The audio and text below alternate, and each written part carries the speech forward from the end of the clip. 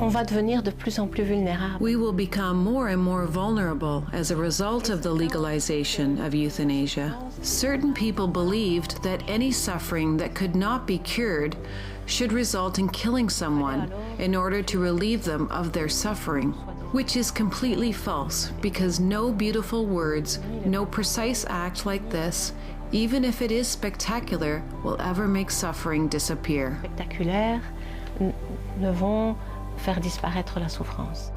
The redemptive value of suffering is inaudible. People cannot hear it.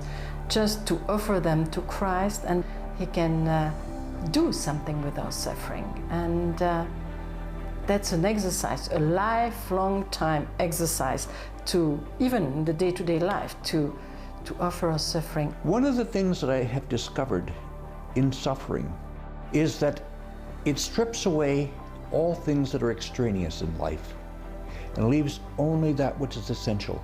My God is a good God. He would not put me through this if there was not some purpose to it. So my purpose comes in surrender.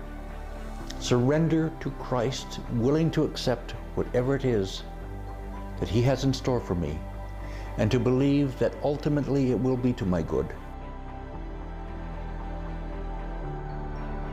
And so when you see someone like, for example, Paul in vigor, skiing, and speaking 20 languages and things like that, yes, he had great dignity. But it wasn't because of all those things he could do, it was because of who he is, who he was. And at the end of his life, when he couldn't walk, couldn't talk, couldn't do any of that, he had no less dignity, because his dignity comes from within and not from his ability to do things. You may remember in the last days of his life, he tried to come out onto the papal balcony, and he tried to say something. And for a few painful moments, he tried, but nothing came out.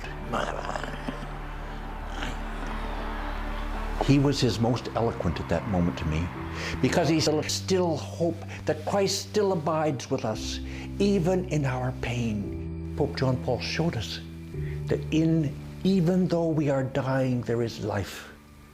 And there is something, a contribution, something beautiful we can give to the world even then. Even when my own pain seemed insurmountable, I was able to look at the cross and say, Christ has gone before me. One start causing the death of your patients. You start lethally